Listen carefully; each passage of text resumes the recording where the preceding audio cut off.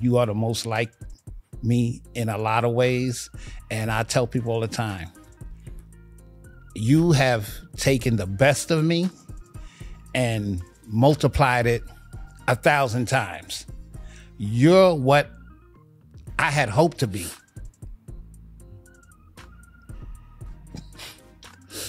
I thought I wasn't going to do this. And I know that that is more to come from each of you in your own arenas.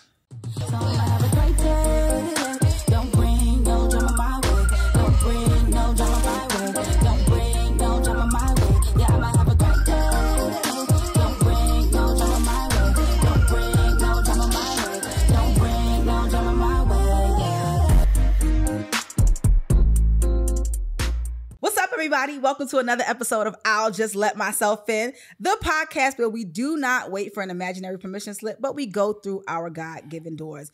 Listen, if you can let yourself in somewhere, that means that the mechanism to open the door is around. The key may be under the mat or in the rock, or you might be able to just clearly go through the door. Here at I'll Just Let Myself In, that is the whole premise of this podcast. And listen, we usually start off talking about going into different things. And this episode, in honor of Father's Day, is called Into Fatherhood. And I could not do a Father's Day episode without bringing in my dad, my father, Kevin Gerald. So today on our episode of I'll Just Let Myself In, my special guest is my dad. Give it up, y'all.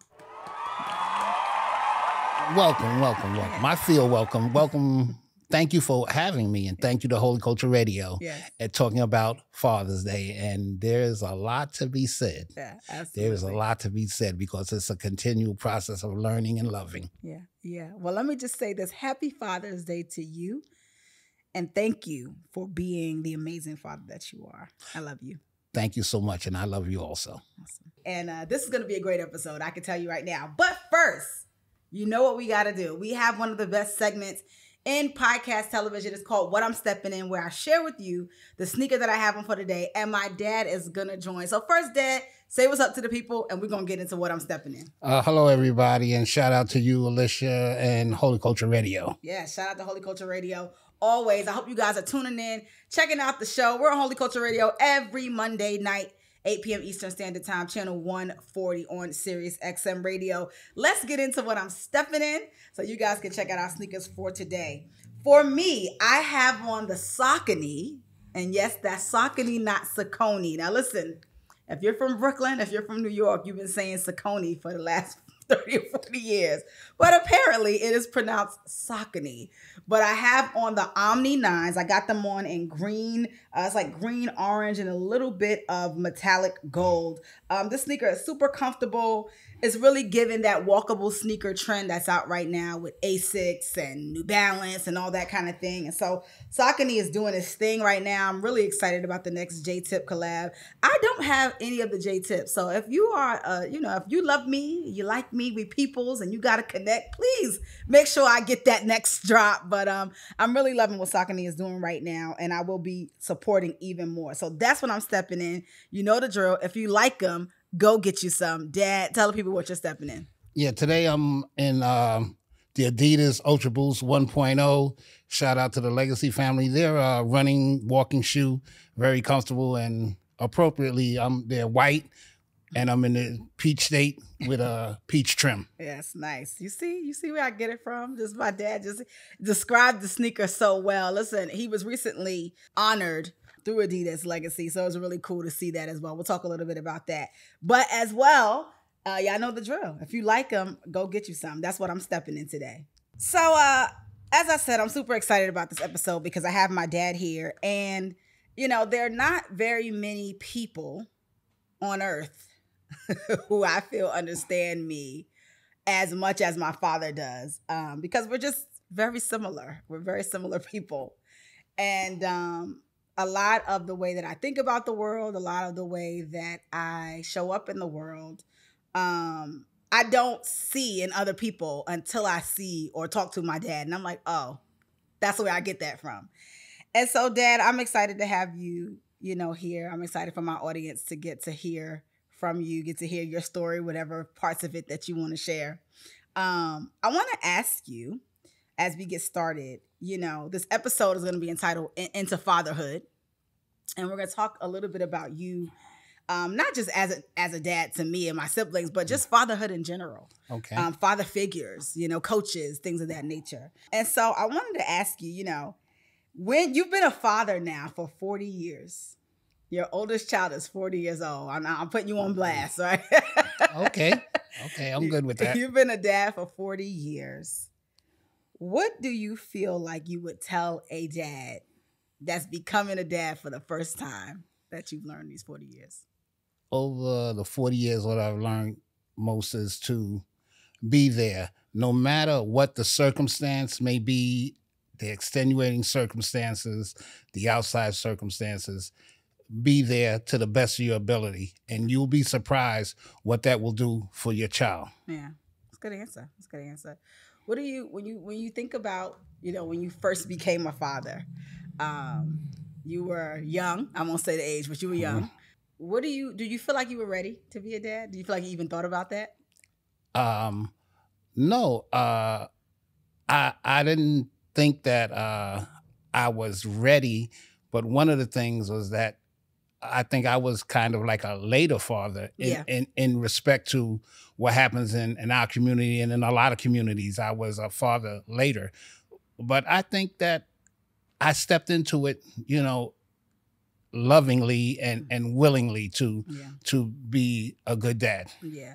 You were in your late 20s, right? So yes. That is late. And you actually know what, that's right. I'm thinking it's older because I'm old and I don't got no kids yet. But that is later in most communities. And I think that, one of the things that hindsight teaches you or life just teaches you is that when you do something and you are, maybe one of the first people in your family or in your group that's trying to do it a certain way, there are things that you just have to learn, within the time. And so amongst your friends and family, did you see a lot of fathers? Did you have a lot of examples?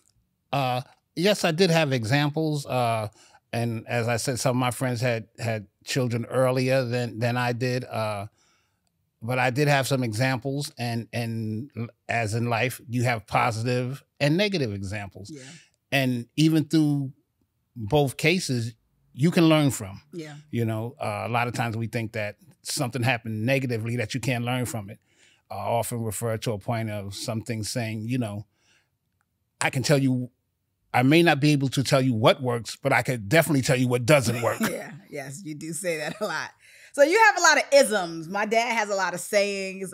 When I was growing up, when I would call my father's cell phone, he would have these deep sayings or as his voicemail. And so you've gotten and given a lot of advice over the years. What has been the best piece of advice that you have received from another Black man? There are, I would say, 2 Black men that's not family that have given me great advice.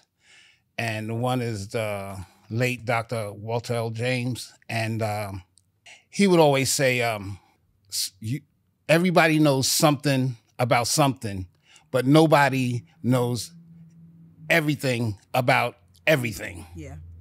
And that means to me, that we all have something to contribute. Mm-hmm. Yeah, we all have something to contribute, and we all have something to learn. I think exactly. That there's such a,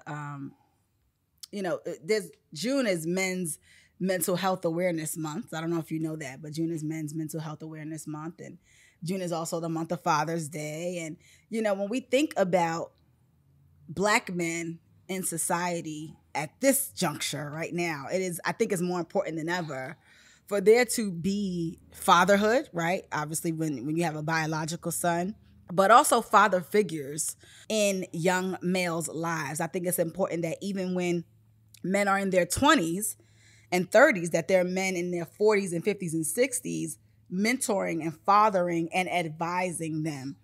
And they can get that from a man of any color, but I do think it's something very specific about the Black male experience in America.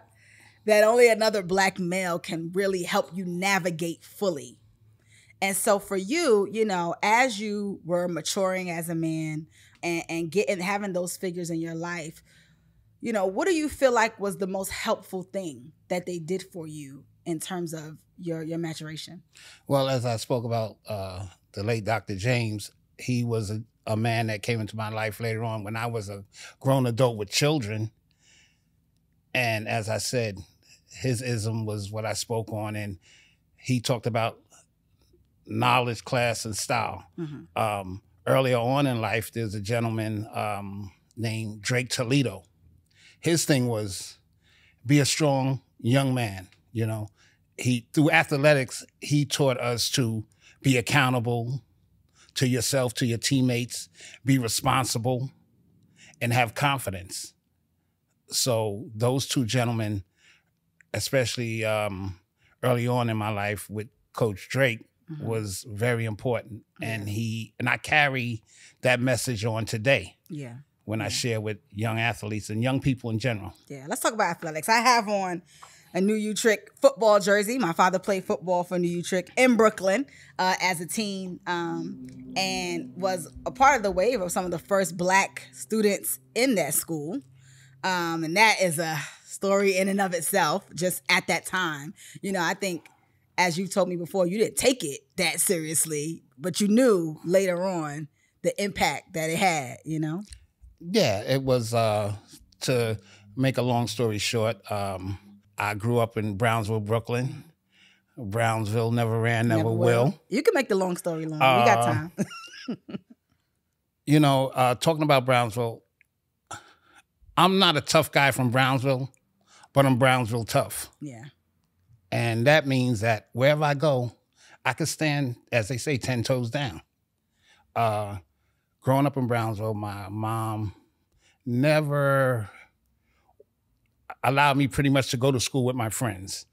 She didn't shelter me from having friends, but, you know, every intersection, middle school to high school, she never allowed me to. From elementary school, I went to a different middle school from my friends. From middle school, I went to a different high school from my friends. So going to high school, there was a school I wanted to go to, and I didn't get accepted. They wanted to zone me to a school, and that wasn't acceptable to her. So she would get off work. She worked at the post office, the midnight shift. She would get off work, and every day we would go down to the Board of Ed and sit down there and try to convince them to allow me to go to a school. And they were trying to convince us that we had to go to the zone school. So this went on for a little over a month. And at some point, I guess she was getting a little tired too, and they were getting a little tired too. They said, "Ma'am, he's not going to go to the school he wants to go to." And she said, "Well, he's not going to go to the school you want to go to. You want him to go to." So they kind of met in the middle ground, and that's how I ended up at New Utrecht. Now, at that time, the school was probably, I'm sure, was out of compliance as far as minorities. So I was part of the civil rights movement without even knowing that that's what I was taking place in. Me and a host of other young Black kids from Bed-Stuy, Brownsville, East New York. Yeah, amazing, amazing. You were inducted into the Hall of Fame a couple of years ago at New Utrecht, and your contribution to the history of that school was recognized. What did that feel like for you? Well, that was a real surprise and a humbling moment because throughout my time growing up and competing with people, I played with and against some amazing athletes and amazing people. And I always looked at myself as being good, but not amazing. So when I was inducted, it was appreciative and humbling because it was totally unexpected. Yeah. I didn't know that was coming. Yeah. And that's life, you know? You get things that happen, amazing things that you don't expect. Yeah, that's good. It's blessings. Yes. Blessings that rain down on you. I want to talk about your experiences in athletics on both sides, right? You've experienced athletics as an athlete, you experience athletics as a coach, you experience athletics as a recruiter, as a ref. Oh, and every side you've kind of experienced athletics. And as a kid who grew up without his dad, but had uncles and father figures and coaches, right? How important is it for this generation? Because you're still working with athletes to this day, right? Yes. In many ways, and you can go as far into that as you want to or not. But how important is it for the parents of this generation? Let's start with the parents, because I feel like they the ones that's really confused. How important is it for the parents of this generation to understand the impact that being a part of a sports team or having a coach could have on a child that might be struggling socially? I believe that for the young people, it's very important because it teaches so many things about what life is about. Yeah. Teamwork, success, failure, determination, stick-to-itiveness. Mm-hmm. There are so many things that you learn from competing that are like life. You know, the same thing going to happen as you grow older and work and interact with people. Mm-hmm. You're going to have adversity. You're going to have success. You're going to plan, and that plan is not going to work. So you have to adjust. So these are the things that sports teach you. You talked about the coaches. As you heard me speak about some gentlemen early on in my life, these men, and there's several others. I talked about Coach Drake.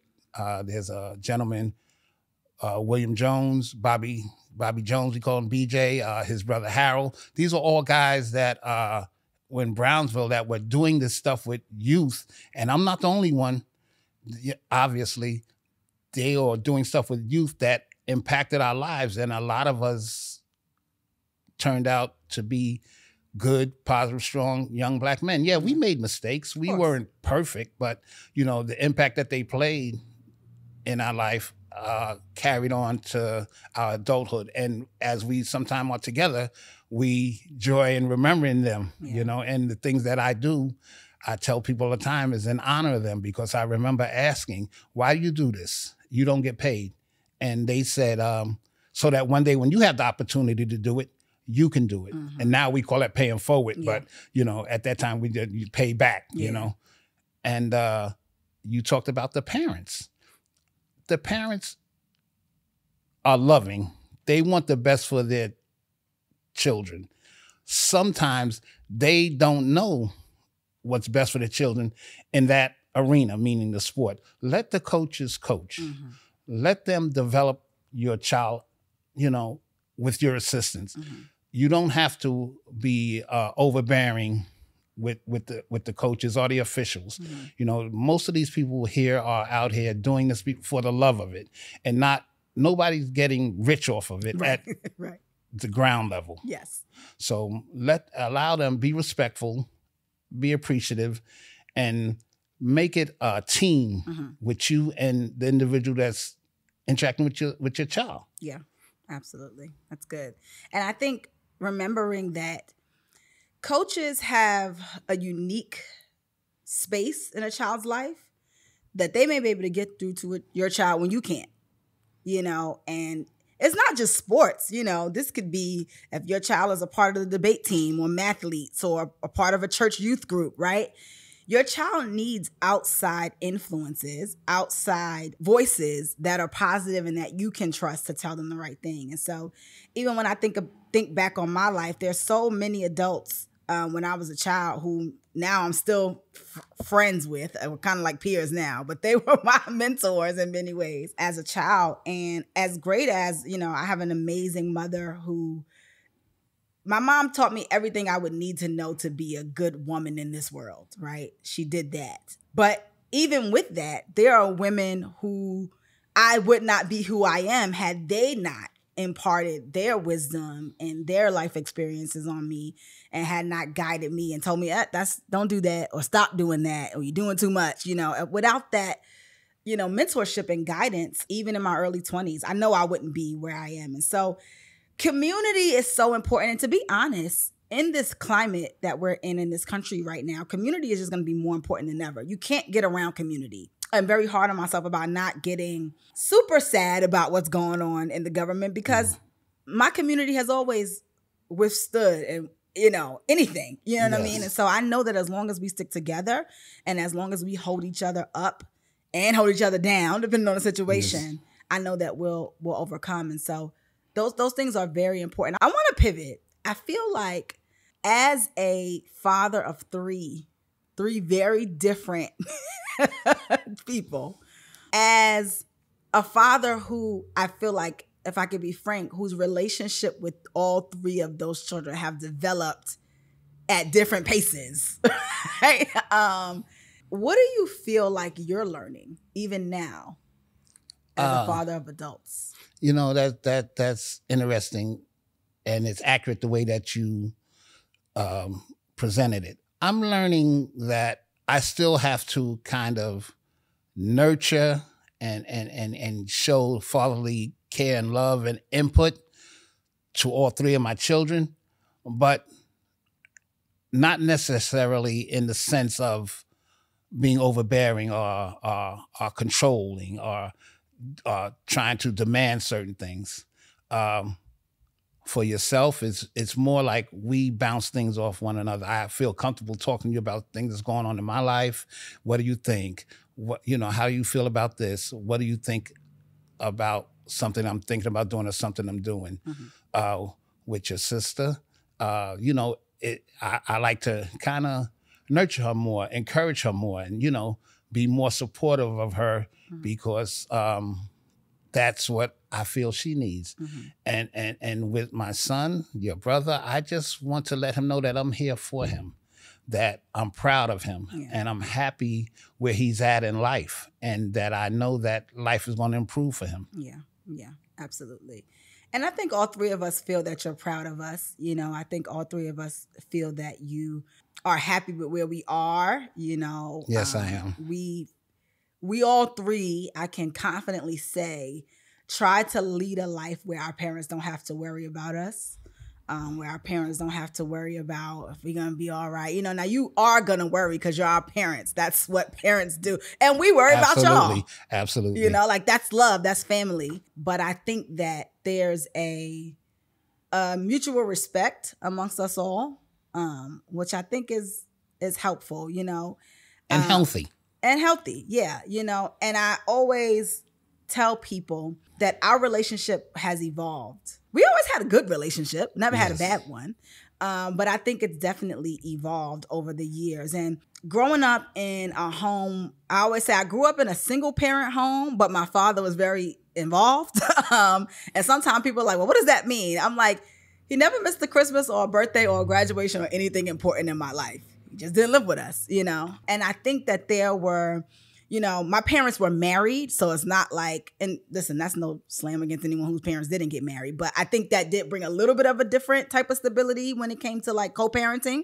It wasn't like you had kids with some chick you didn't really like that and then was trying to figure it out on the back end. It was like, we were married, this didn't work, but we're still gonna, I'm still gonna be very much involved in my children's life.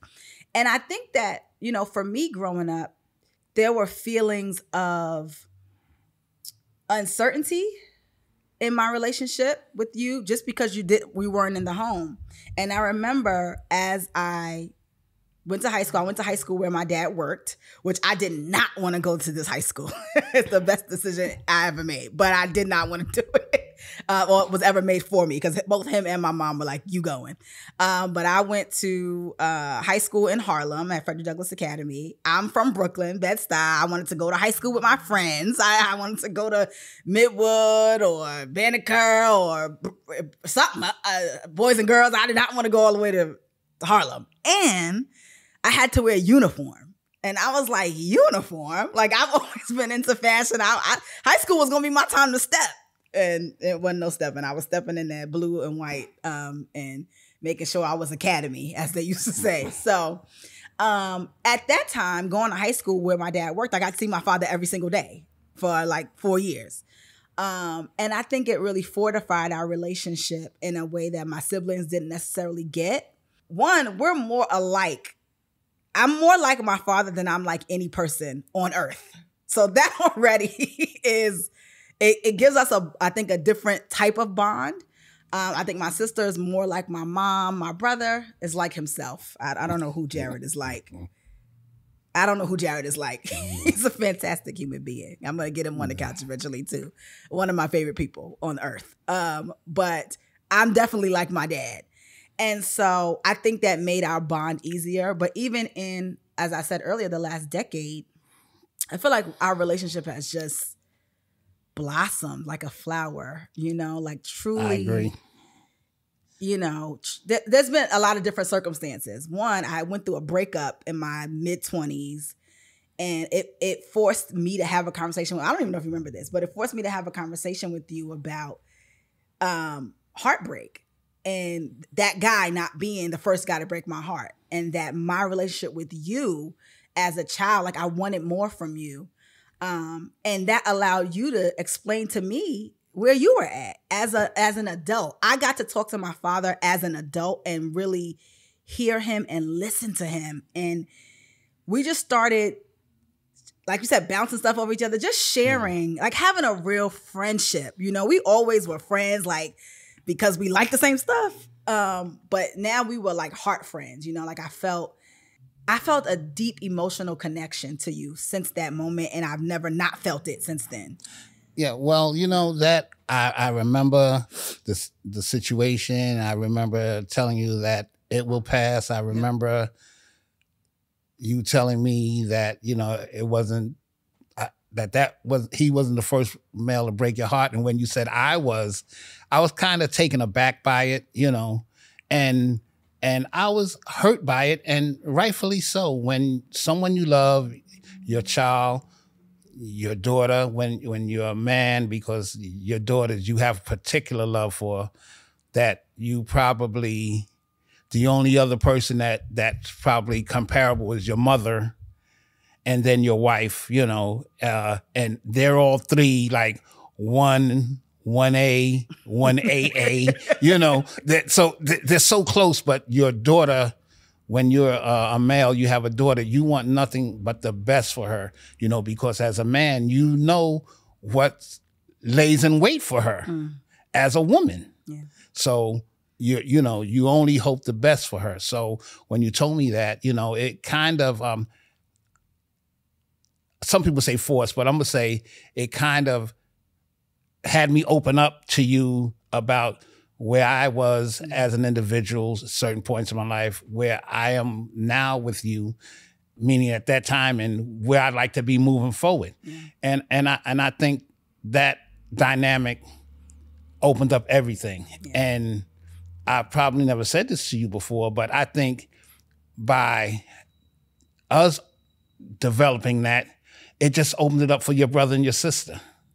It just opened it up for your brother and your sister to accept certain things and believe that we could move forward in an extremely positive nature. Yeah. So and with both your brothers, we joke, we laugh at each other.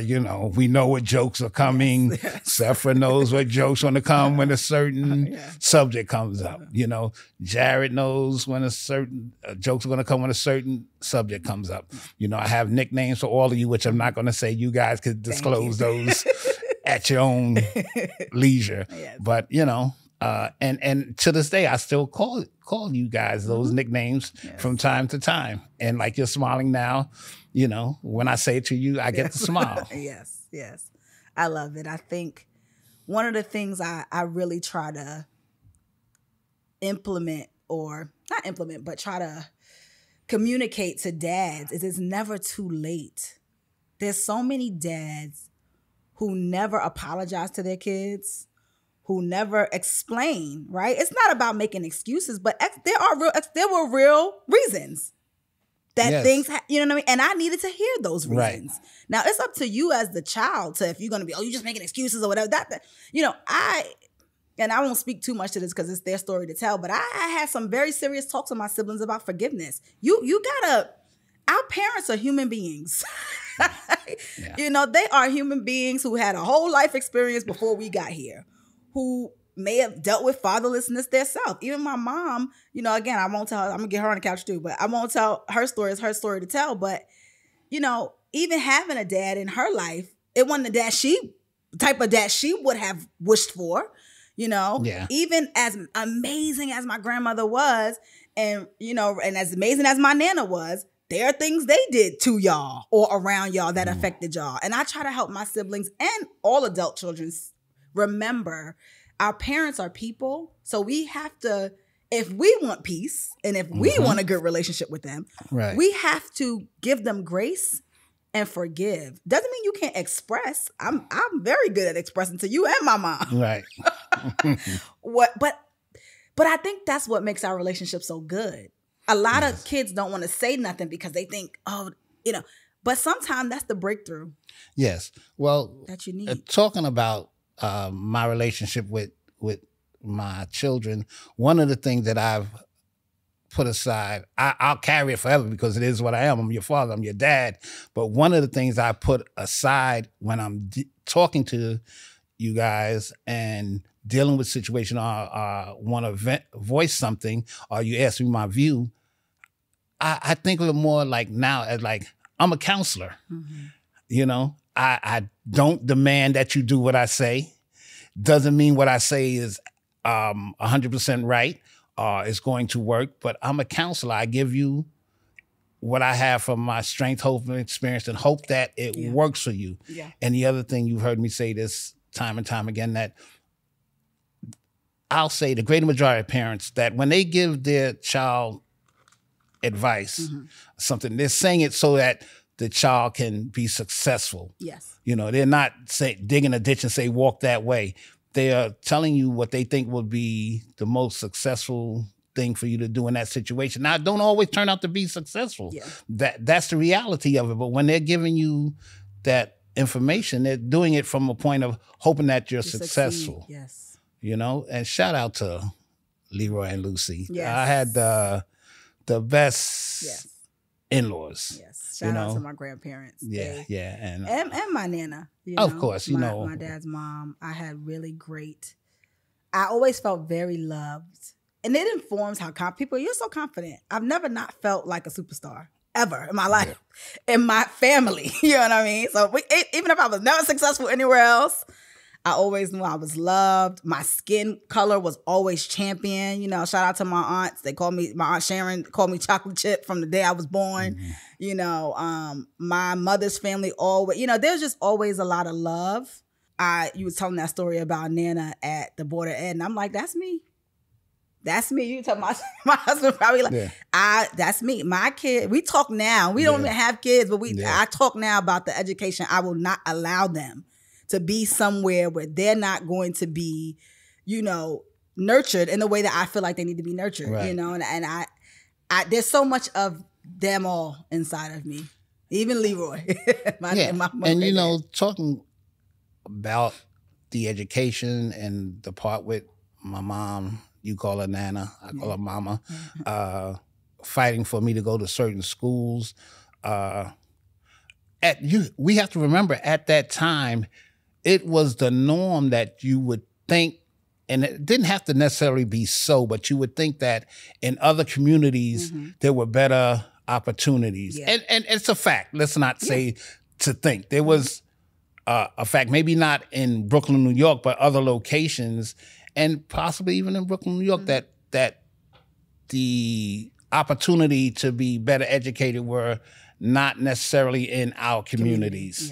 You know, so I understood later on why she was so adamant in that and what she was doing. As I said, I think some of my friends that went to some of those schools in my community are very intelligent, very successful.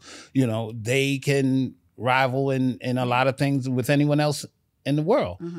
But at that time, her thinking was that I'm going to try to do the best for him to get him to be as ready as possible. By the way, with that, shout out to Coach Alan Leibowitz, my high school coach. I talk to him regularly, you know, and this is 50 years ago. And that's the thing. He's a good man. Yeah, you know? And he loves you. Yes. He cares about my nephews, ask about them, you know. it's you know, I know you guys heard Leibowitz, so you know he's not a black man, but that's important too, to know that, you know, there are people in and outside of our community that benefit our community when they care about our young people, you know. And I have people in my life who've been black, white, and everything else who have helped me, and it's important. I love that that you guys still talk 50 years later. Yeah, he gets on me because I still call him Coach. He always tell me, "You can call me Alan now." Every now and then I'll say it. Yeah. Tell me a little bit about, you know, you've retired in the last several years, even though you still be moving and shaking. You've retired and you're on a different side of life right now, right? Trying to figure out, you know, what your next thing will be, but also really prioritizing family, you know, prioritizing your time with your grandsons. Yeah. Tell me about this era. It's wonderful. I mean, you know, I've been working to some degree always. You know, I came up in a family that, you know, hardworking people, you know, that understood the value of earning a living. And my parents and family taught me that you have to be able to sustain yourself. The family wasn't a family that looked for, my parents didn't look for me to be able to develop, to take care of them. If that had happened, of course I would have done it. They would have appreciated it. But the development was that you have to be able to take care of you, especially as a male. Yeah. And even my sisters, even more so for them, because like I said, being a woman is special in itself. So they were adamant about us being able to just take care of ourselves. It wasn't that we grow up so that we could work and take care of them. We're going to talk about that too in a second. And as far as work, and, you know, I had a wonderful career. You know, I had a couple of careers. You know, I had a couple of careers. Let's talk about the longest one. But I want to talk about the career with the New York City Police Department, School Safety Division. I went into that, you know, not thinking, knowing that it would take me where it took me. I became a supervisor in a leadership position, and for I would say 28 years, I was what they call a boss. You know, after 4 years at my position, I was put into a leadership position and supervisory position. And for 20 years, that's what I did. Yeah. And again, with that position, you know, it all goes back to what I learned through my activity with those men I spoke about early on and later, you know, my early coaches, my later mentors, and my ability from my athletic career. Like I said, I think I was a good player, but I played with some amazing people.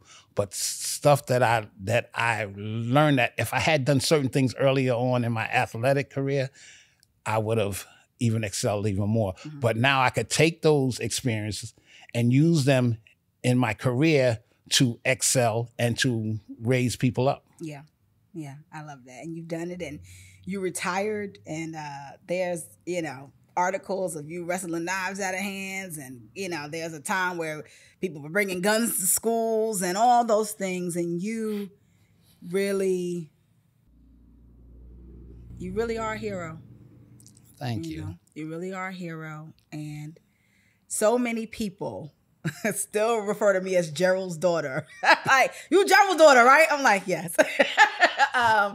And so as a sergeant over all the schools that you were over, and just a presence in Harlem particularly while you were at FDA and, you know, the other schools that you manned, you know, you've been awarded and rewarded and recognized all the things, but I want to just recognize you as your child, you know, for providing that sense of safety and community for so many people. And you know, I'm proud to be your kid. You know, I'm proud when people say, "Oh yeah, that's Gerald's daughter." I'm like, yes, I am. Well, I appreciate that. And one of the things that, you know, you talked about a little earlier was the input of how community works. And I didn't set out to be law enforcement. That was never one of my goals, but I stepped into it. It became a career, and I tried to do it to the best of my ability. One of the things while I was working long hours, arduous hours, and as you said, you were there for a lot of them, especially during that time when you were a student at FDA, was that I had confidence. My belief was that there's someone putting in that same effort for my children at their schools. The parents could entrust that I had their child's safety at the forefront, Also, it wasn't just the law enforcement aspect. It was the mentoring, You talked about me coaching. I did coach, assistant coach at the school with the basketball team. We had some amazing players. We had some amazing seasons. And but it was also the mentoring of the students in general. It wasn't just about just law enforcement. It was life lessons. How, if you do this, it's going to impact you in this way. Why I took certain steps to protect you rather than a silly mistake you made as a 16-year-old, 15-year-old, 14-year-old that could deter you from being successful as a 22-year-old or a 30-year-old. So that was important, and it was a very fulfilling career. As you said, certain awards, I'm humbled by them, and even, I don't talk about it a lot, I don't talk about it a lot, but I was given certain awards for things that I've done, and I'm very proud of it. I am proud of them, and I really need to get my family really to see them, where they're at, how I'm on certain boards, for lack of a better word, or posted my name. It'll be there forever, So that's one of the things I want to do in this retirement. Is to take my grandsons to see their granddad's name up in history. And that's a beautiful thing that they can see that you can accomplish things and impact people. One of the things that I learned from one of my friends who, like I said, a great athlete, he were in arenas that I wasn't able to get to, but the late, great Jim Brown told him that, if you haven't done anything to impact the youth in your community, you haven't done anything. That's really a strong statement for us as people. Yeah, absolutely. And youth and community really start at home.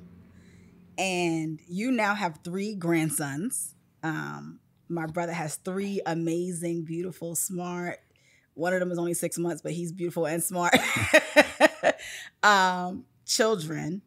And so you have 3 grandsons, which is extending your legacy. They have your last name. I think I want to talk about something that may be a little bit difficult, but I think it's important. You had to, in order to have the relationship with your grandsons that you have now, you had to repair your relationship with your son, right? Yes. And like I said earlier, so many dads never apologize. They just never get it right? Yeah. But you've gotten it right, with your adult son. I want you to talk about your experience, but also talk to dads who need to get it right with their son. Getting it right with your daughter is right. We got it right. We're good. Been good. Daughters are different. A lot of times dads never go back and get it right with their sons. And some people die not ever having gotten an apology or having that conversation with their dads. And so talk to me about that experience with you and my brother and just what you would give advice to other dads with their sons. Well, that in itself takes a lot of you being confident and humble. You have to humble yourself, because when there's the disconnect, for lack of a better word, they may not be sure of exactly where you're coming from. They don't need necessarily the hard hand. You know, you have to nurture them. Through my coaching experience and my athletics experience again, you know, I learned some things. I'm going to give you a point of reference. I coached a kid, and he was one of the better players. So a lot of times I'd join the game, I'd be saying certain stuff, and he'd be like, Coach, that wasn't me. I didn't do that. And I said, yeah, but I said you because I know if I say his name, I'm going to lose him for the rest of the game. So I came up with this thing. I says, okay, so when I say your first name, I'm talking about somebody else. When I say your last name, I'm talking about you. So when I said his first name, it's because somebody else making a mistake. But I needed them to hear it so that they could try to get it right. When I was talking about him, something he did himself, I would use his last name. So I say that to say that you have to figure out ways to communicate to get through to your son what you need to get through, like I say. And one of the things is to be humble, you know, because he's a man now in a lot of these cases. He's a grown man with grown man responsibilities, you know. He doesn't need to feel as though that you're still looking at him as a young boy, you know. And you have to communicate that your love for him, that you want the best for him, you know. And you have to admit that there are things that he's better at than you. You know, how's that for you with your son? With my son, it's really a wonderful thing. You know, Jared and I have a very, very healthy relationship. As I just stated, that I tell him all the time what I feel he's better at than me, what he's done better than me as a dad, as a man, and it has allowed him to open up more to me, because he comes to me and he says, Dad, now I understand certain things, what you were saying, you know, when you said this, with certain situations, you know, with time with family and earning and things of that nature. You know, I see what you're saying, you know, and what he does is that we now can joke one another. I have a running joke with him. He can have a running joke with me, and it doesn't get chippy, or we don't feel any kind of way, because we're back to love immediately, you know, because we know it's from the heart and it's pure. Yeah.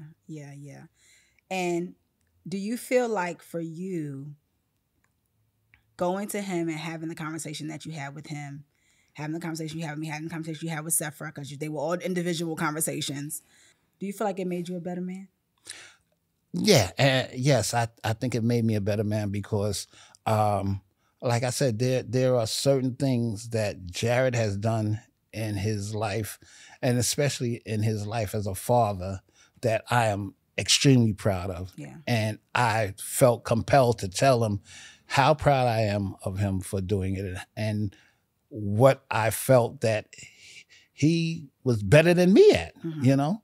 And you know, it's not always easy to tell someone that they're doing something better than you when you feel, you know, that they thought that, you know, you didn't do such a great job, you know? So to see him do it better, in my estimation, and to let him know, I think meant the world to him, and it means the world to me. Yeah, I love that. One thing I'm very grateful for about you, as I start to round things down, is that as a father and with fatherhood, you have taken pleasure in humbling yourself to apologize, but you have not let that abdicate your role as a leader in our lives. It's not this, and you said it, confidence and humility, right? It's not this head down, you know, I just, you know, I'm just gonna be humble, I'm just glad to be here kind of thing. It's like, no, I've made my amends. I'm still your dad. Here's what I think. You're not demanding. You've already said it all, but you categorize it perfectly. I'm not demanding, but I still have a role of authority in your life, and I love you, and I'm gonna still protect you. I'm still gonna be here for you.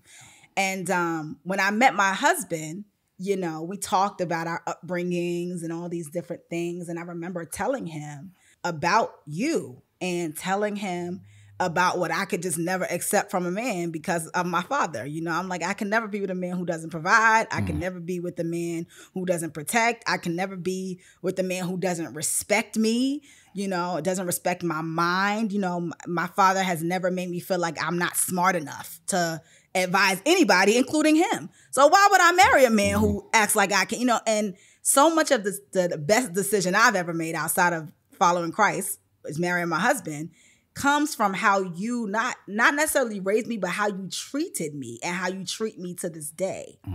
So a year and a half ago, you know, you walked me down the aisle as I was shaking like a leaf. Yes, you were. And he was just whispering me, calm down, it's okay, you know, relax. Breathe. You know, breathe. Yes, that's what he said. Just breathe, you know. It's so funny because my dad could get really loud, but he could also get really quiet. And like really, he has a very unique ability to help me to center. Like when I'm really feeling, you know, hype about something, and my husband is the same way. They bring me to center. So far, I'm your first daughter to get married. We are calling on Jesus for a husband for my sister. But how did it feel to give your daughter away? How did it feel giving me away to my husband? Well, shout out to my son-in-law. You know, meeting him, first of all, hearing you talk about him and hearing you talk to your friends about him and knowing that whole, how some of that transpired, you know, I was like, okay, you know, she's kind of in a good space. You know, she's heading in the direction that she's comfortable with. Yeah.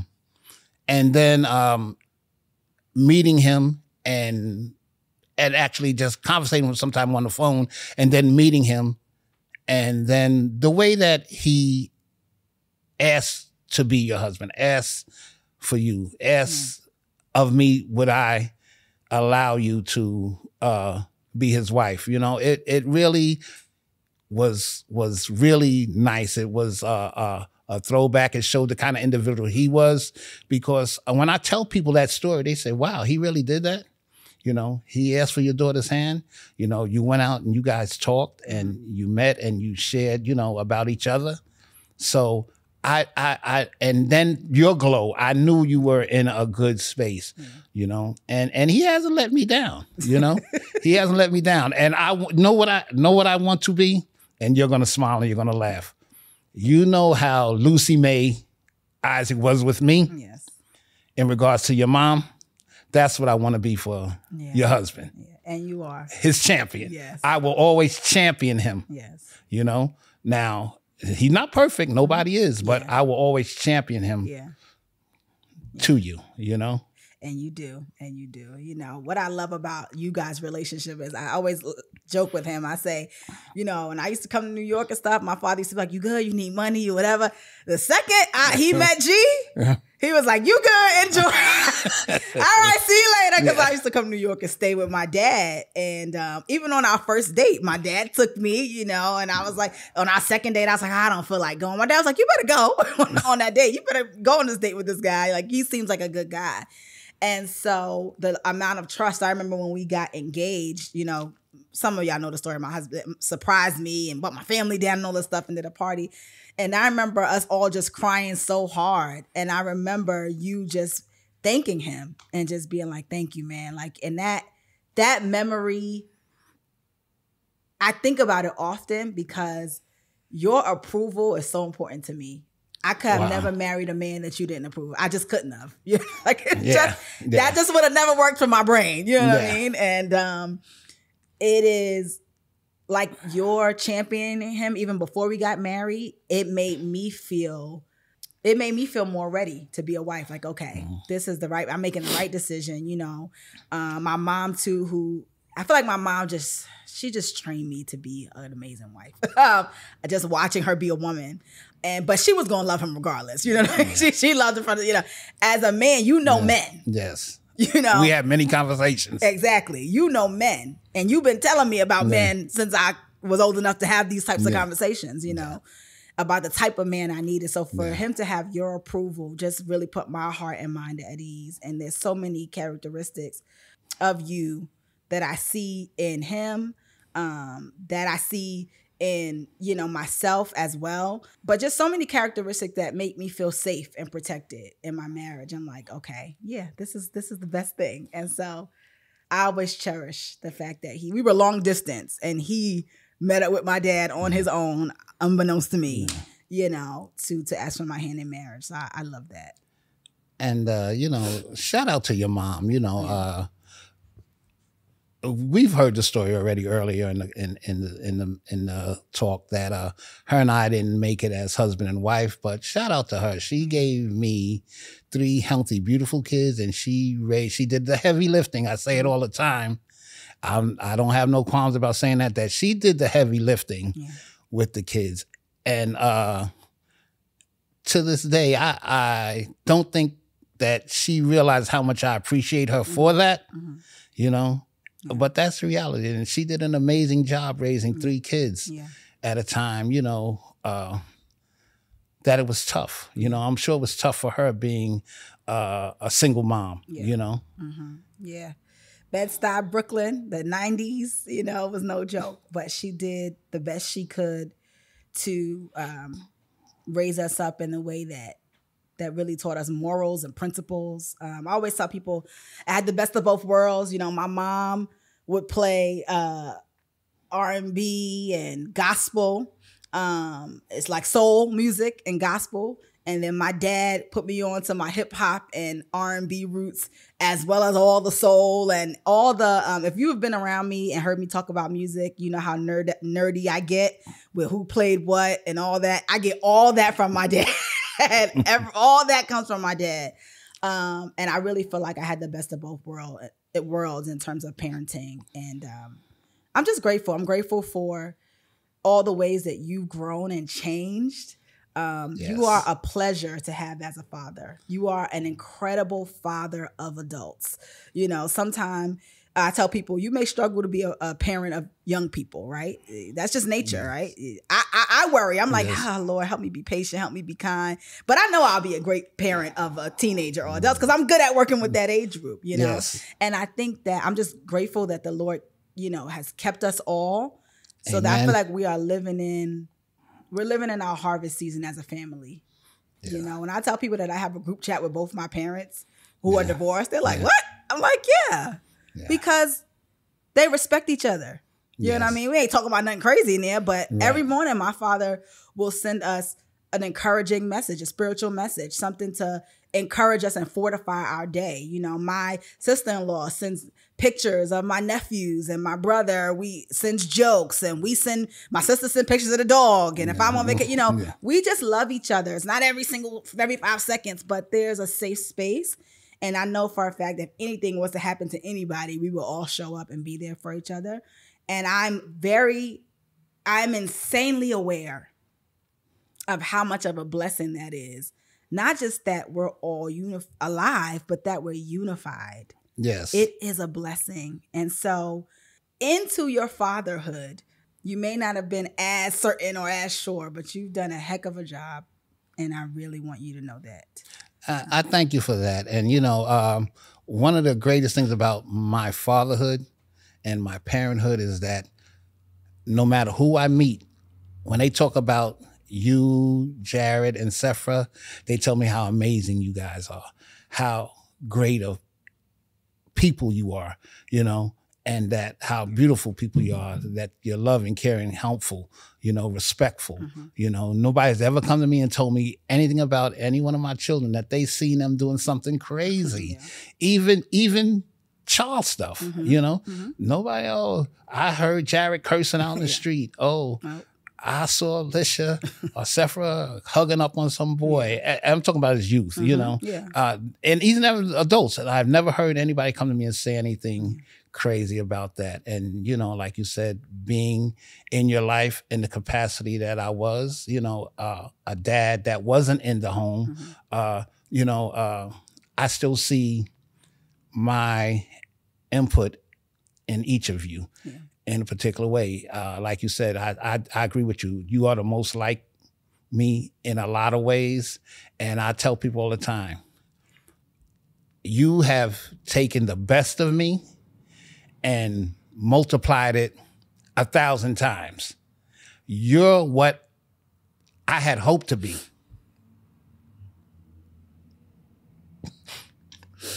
I thought I wasn't going to do this.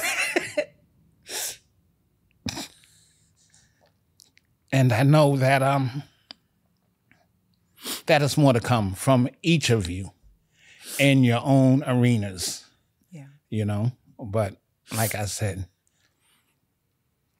the best qualities I have, you've taken them and multiplied them by the thousands. And for that, I'm grateful. You know, I love to see you guys succeed in my station in life. Yeah. And it's a beautiful thing. Now I'm going to smile. Now I'm going to get back to being, you know, TV strong. You know, but it's real. The tears and the emotions are real, and it's real coming from me. That's why these emotions are coming out. Yeah. No, it's important, and all three of us just want to make both you and my mom proud. And I have the best sibling. My siblings are so much better people than I say this all the time. They're just better people. You know, I'm successful and I may be on the camera or whatever. My siblings are 5-star people. Yes. Just, you know, my sister is so smart and so kind, so loving, dependable. So funny, so dependable, but just brilliant. She really is brilliant. Yeah. My brother too, very smart, could do anything he puts his mind to. There's no person on earth that I think could get through my brother to get to me. If someone's trying to get to me, they got to get through my brother, my father, my husband. And they ain't getting through. They ain't getting through, you know? Yeah. And there's no one who could get through my brother to his kids, his wife. He would scale a wall for those children and his wife. You know, they are just good people. I would pick my siblings in any lifetime.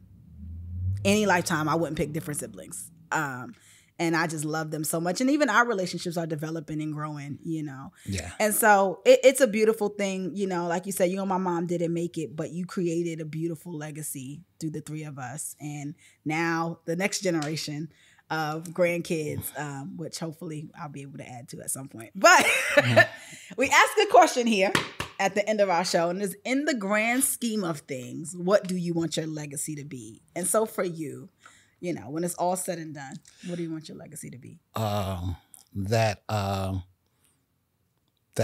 help to build good people within my family, within my community, and with the people that I interacted with in my career. That I help build good people, and that they could take our time together and impart that to their family, other people that they had worked with in their community. Yeah. So therefore, we will continue to uplift across the board. Yeah, I love that. I think you've already done that. So your legacy is well on its way and intact. Thank you for being here. Thank you for doing this. I'll cherish this forever. And thank you for having me again. Thank you to you and Holy Culture Radio. Yeah. I love what you're doing, and I can only believe that this is, as I said earlier, just the beginning for you. There's so much more that I believe you're going to accomplish, and I pray that I'm here physically to see it, but also I know spiritually I'll know. Yeah. I love you, Dad. I love you too, Alicia. I love you. So this has been another episode of I'll Just Let Myself In with your girl Lish Speaks. Thank you so much for watching, for tuning in, or for listening from wherever you are listening from. If you are joining us on Holy Culture Radio, thank you for being part of the speakers there. Listen, I want to hear from you. Please leave us a review. Let us know how you're feeling about the podcast. Leave comments if you're watching us on YouTube. Leave comments if you're looking at content on Holy Culture, because we want to hear from our audience. We'll be here on Holy Culture every Monday night, 8 p.m. Eastern Standard Time, channel 140, Sirius XM Radio. We'll also be on YouTube at our regular slots and on every podcasting app that is available to you at our regular slots as well. This month being Men's Mental Health Awareness Month, being the month of Father's Day, I want to continue to encourage my brothers out there to take your mental health seriously. I want to encourage the dads to be the father that God has ordained you to be. Your place is cemented in our communities and in our families, and we need you. Listen, I want to see you again. Same time, same place next week. Thank you for joining us, and I'll see you then. Peace.